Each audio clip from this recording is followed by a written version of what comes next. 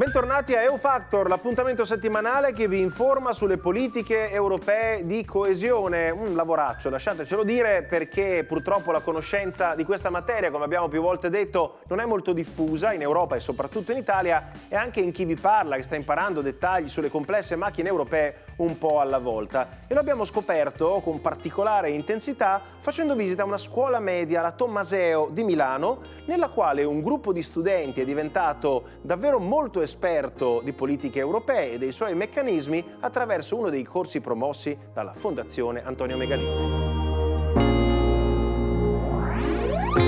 Queste ragazzine e questi ragazzini di appena 12 anni la sanno davvero lunga grazie a questi corsi che vengono realizzati dagli ambasciatori della Fondazione Megalizzi in scuole di ogni ordine e grado. Si parte dalla primaria e si arriva fino ai corsi per gli studenti universitari.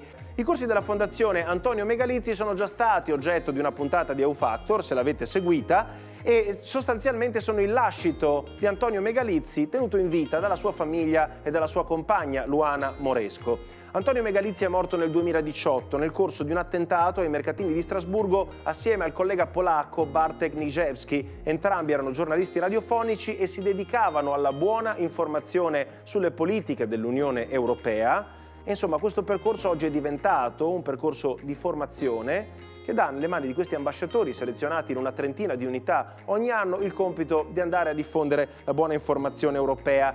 La ambassador inviata alla scuola Tommaseo di Milano si chiama Deborah Striani e ci ha aiutati a capire come è stato realizzato il corso nella scuola media milanese. Ho fatto application l'anno scorso e poi abbiamo fatto una settimana di formazione con giovani da tutta Italia, meravigliosa, e oggi è la mia ultima lezione nella quarta scuola dove ho parlato di Unione Europea ai ragazzi. Noi ci aiutiamo di un libro che in questo caso per la fascia d'età delle scuole medie ha scritto Caterina Muser della Fondazione Antonio Megalizzi e dividiamo gli incontri in 3 giornate. Nella prima, in modo creativo, si cerca di fargli dire cos'è l'Europa per loro, cosa hanno sentito, si introduce la figura di Antonio, si cerca di creare un rapporto anche ambasciatore classe e anche tra di loro, e poi si parte dalla storia dell'Unione Europea, come è nata, come si è sviluppato il processo di integrazione, poi come riconoscere la bandiera, l'inno, le istituzioni europee, come funziona e quali sono poi le sfide odierne che riguardano anche loro, la transizione ecologica, la transizione digitale, il futuro e le opportunità europee, direttamente però con loro. Si riesce in questo modo a semplificare, però a far capire cosa l'Unione Europea può fare e non può fare, perché una delle cose importanti del progetto è anche educare i cittadini europei, quindi a riconoscere le fake news sull'Unione Europea e sapere se su un argomento X l'Unione Europea può dire è colpa tra virgolette sua se non viene fatto in un determinato modo oppure è colpa degli stati.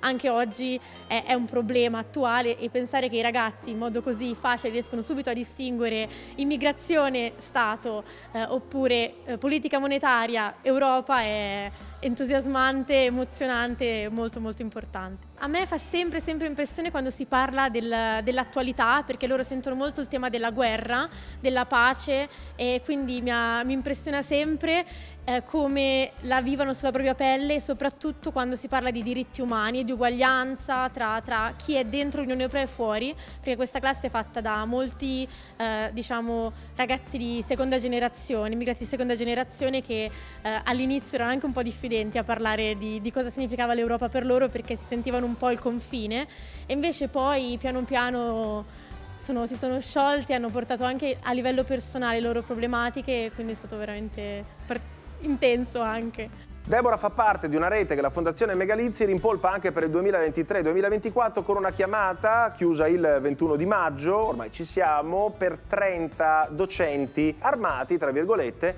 di questi strumenti di divulgazione realizzati attraverso la Fondazione Megalizzi in modo specifico per i diversi ordini di studio. In particolar modo, in questo particolare manuale che vediamo in azione, è possibile trovare dei QR code selezionabili col telefono che consentono di collegarsi al sito della Fondazione Megalizzi andando ad ascoltare i servizi radiofonici sull'Unione Europea realizzati da Antonio Megalizzi, trovandoli come fonte di ispirazione per fare una buona comunicazione europea.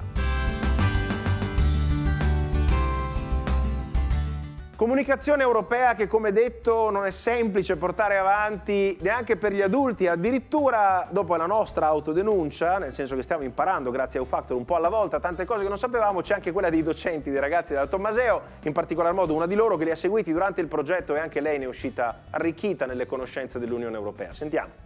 La sfida è proprio questa, cioè cercare di arrivare ai ragazzi attraverso delle attività differenti rispetto al libro di testo, quindi sperimentare proprio concretamente attraverso dei giochi, insomma delle attività, quello che è l'Unione Europea e quelle che sono le informazioni necessarie poi proprio per cittadini e per vivere da cittadini europei. Sono partiti dalla nascita dell'Unione Europea, quindi un po' dall'inizio, per arrivare poi all'attualità, quindi oggi appunto parlavamo di PNRR, per cui ecco, il percorso e le tappe sono state abbastanza variegate.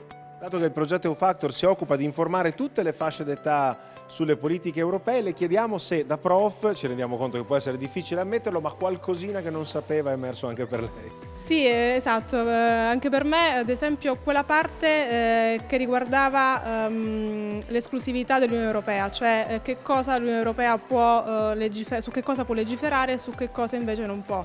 Quindi sì, su questo aspetto anch'io devo essere sincera, ero impreparata.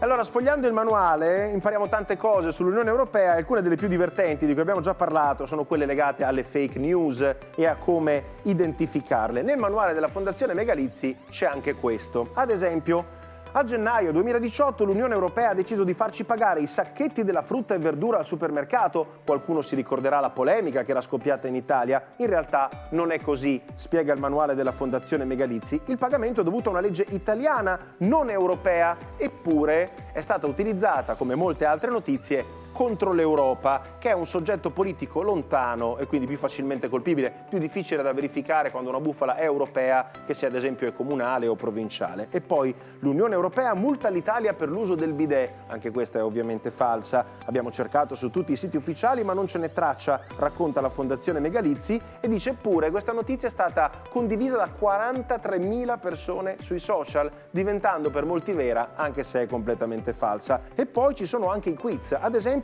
il Regno Unito è il primo paese a uscire dall'Unione Europea? Beh, se avete guardato la nostra ultima pillola di coesione già lo sapete, ne abbiamo appena parlato. Inoltre sul sito www.eufactor.it trovate anche la nostra nuova storia di coesione. Siamo andati in Puglia a scoprire le nuove community libraries, le biblioteche costruite in tutta la Puglia, 259 progetti materiali e immateriali. Vi lasciamo il tempo di andarli a vedere e intanto vi salutiamo perché EU-Factor termina qui.